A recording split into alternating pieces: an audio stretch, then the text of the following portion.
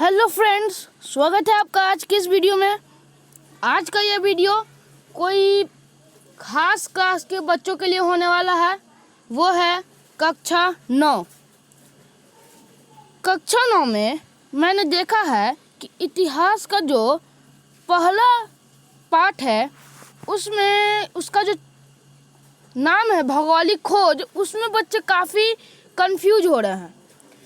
उसका मतलब भौगोलिक खोजों का तो मतलब सब बता दे रहा है कि भौगोलिक खोज ये है वो है, लेकिन उसका शुरुआत, उसका हिस्ट्री वो क्यों हुआ ये अभी तक कोई नहीं बताया है। मैंने भी कई बच्चों को गौर किया है कि उनको ये चीज़ समझ में नहीं आ रहा है कि आगे में डिस्क्रिप्शन दिया क्यों हुआ है। तो आज ये हमारा हिस्ट्री क्लास 9 का चैप्टर 1 भौगोलिक खोज का पार्ट 1 का वीडियो है। पार्ट 2 अगले डे आएगा। तो चलिए वीडियो को स्टार्ट करते हैं। सबसे पहला बात है कि 15वीं से 16वीं शताब्दी यहाँ पे बहुत महत्वपूर्ण है। क्योंकि 15वीं से 16वीं शताब्दी में ही बहुत सारे भौगोलिक खोज हुए।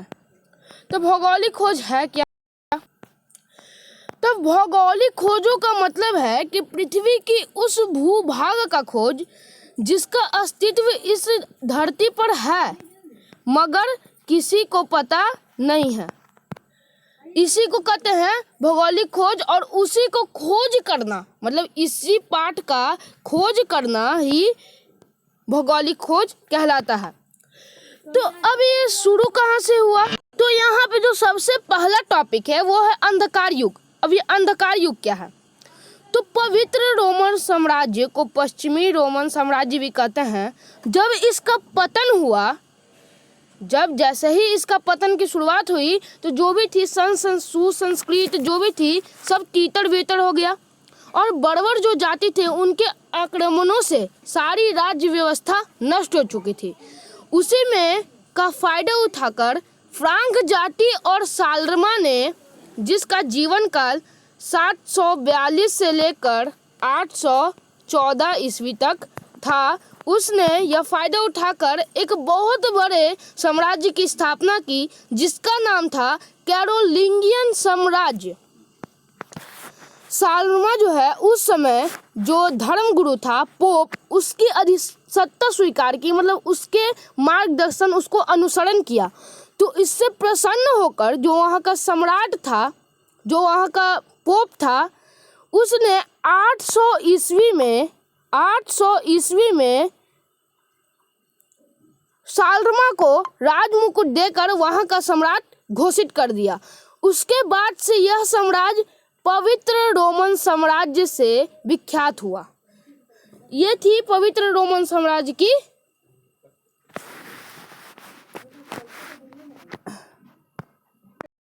उसके बाद 814 ईस्वी में साल्मा की मृत्यु हो गई और सब कुछ फिर से अस्त व्यस्त हो गया। बर्बर ने फिर से आक्रमण करना शुरू कर दिए। सारे यूरोपीय और राजनीतिक व्यवस्थाएं नष्ट हो गईं। जितना भी व्यवस्था था सब जो है वो नष्ट हो गया, सब युद्धों के दौरान नष्ट हो गया। तो शांति व्यवस्था सब नष्ट हो गई। इससे जान माल का रक्षा करना बहुत अहम हो गया। तो इस स्थिति में एक सामंतवाद का व्यवस्था का उदय हुआ, जिसको इंग्लिश में कहते हैं फ्यूडलिज्म, सामंतवाद। अब ये सामंतवाद क्या है? तो सामंतवाद के बारे में हम लोग पढ़ते हैं। सामंतवाद कृषि से जुड़ी एक मध्ययुगीन व्यवस्था थी जिसमें समस्त जमीन का मालिक राजा होता था और उसके नीचे बहुत सारे सामंत होते थे जो कि बहुत सुरक्षित में रहते थे। एक बात तो ये भी है कि इसने इस स्थिति में बहुत सारी सुरक्षाएं प्रदान की, मगर ये भी है कि इसने इस काल में वर्ग विभेद भी बढ़ा, शोषण की प्रक्रियाएं बढ़ी, आर्थिक अवनति रुक गई। उसके बाद जो भी केंद्रीय शक्ति थी वो कमज़ोर पड़ गई, व्यापार पूरा नष्ट हो गया। तो कुल मिलाकर इसने कुछ अच्छा भी किया, कुछ बुरा भी किया, मगर कुल मिलाकर इसने उस समय में शांति तो दी, सुरक्षा तो दी, मगर इसने प्रगतिशील जो विचार थे, व्यापार के जो विचार थे, उसको मंद कर दिया। इसके बाद अंधकार युग को सामंतवाद ने ही जन्म दिया, और बहुत सारे ऐसे थे, मगर उसमें सामंतवाद बहुत अहम था जिसने जन्म दिया अंधकार युग को। अब रोमन कैथोलिक चर्च ने भी काफी समय तक जो व्यवस्था थी उसको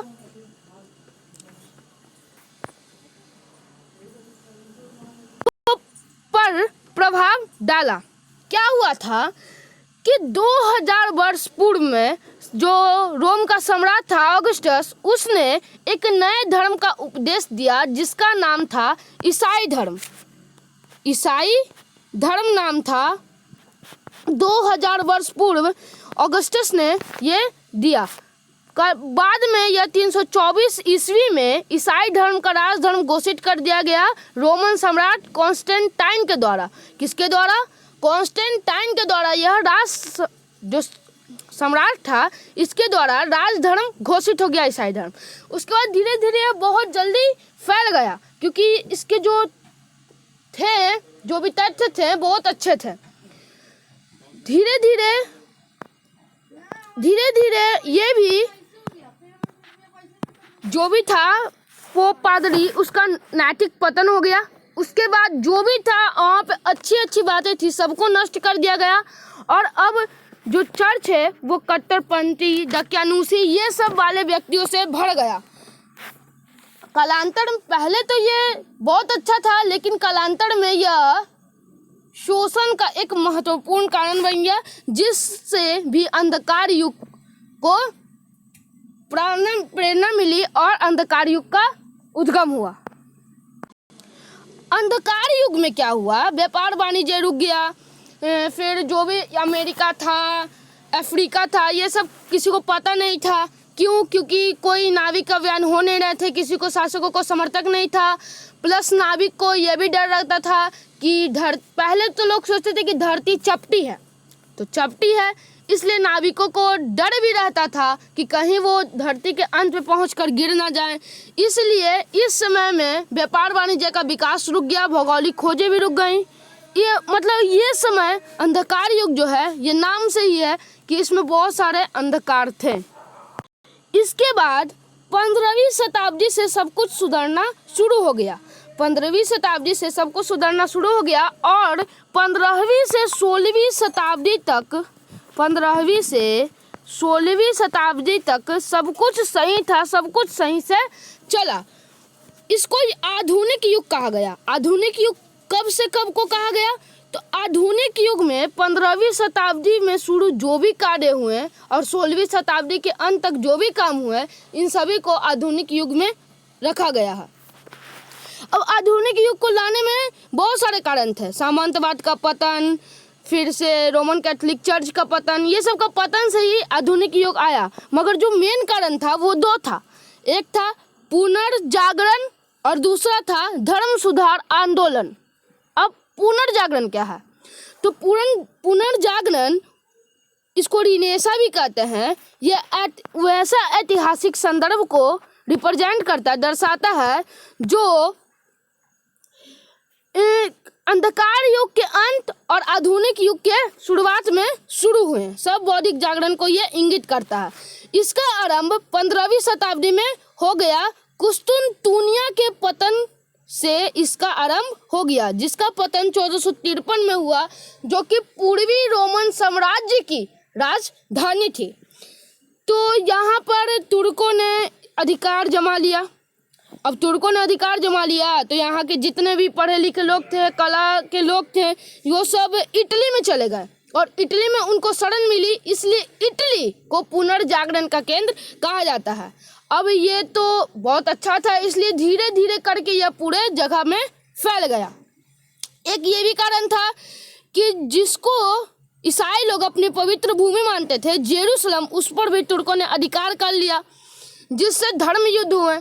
अब धर्म युद्ध हुए तो जो यूरोपवासी थे, उनका जो संपर्क है वो पूर्वी सभी देशों के साथ बढ़ा। उसके बाद मंगोल साम्राज्य के दरबार में बहुत सारे विद्वानों का मिलन हुआ।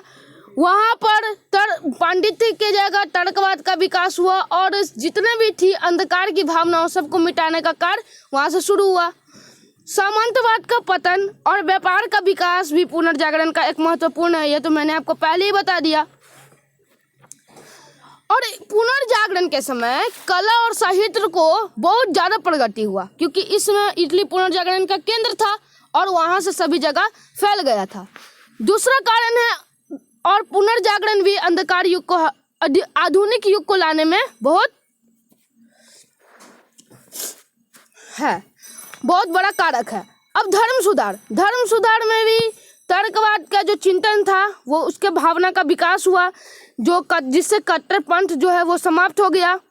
उसका पोप का जो प्रभाव था, जो पादरी का प्रभाव था, जो कट्टरपंथी लोग थे उनका जो राज्य था वो भी कम हो गया, जिससे अंत में भौगोलिक खोजों का मार्ग आगे बढ़ा। यानी कि अब जो है आधुनिक युग पूरी तरह से आ चुका था ये सब के बाद, और भौगोलिक खोजों का मार्ग जो है बहुत ज़्यादा विकसित हुआ। अब भौगोलिक खोज को हम लोग अगले वीडियो में कवर करेंगे, क्योंकि ये बहुत बड़ा वीडियो हो गया है। और इस चैप्टर में ये जो पार्ट है इसमें जितने भी तिथि और जितने भी सामान्य ज्ञान की चीज़ें हैं वो हम लोग अगले वीडियो में एक अच्छे से फॉर्मेट में लेकर आएंगे। तब तक के लिए थैंक यू। वीडियो अच्छा लगा तो लाइक करिए, सब्सक्राइब करिए और पार्ट 2 जरूर देखिएगा ताकि आपको अच्छे से समझ में आए। Thank you.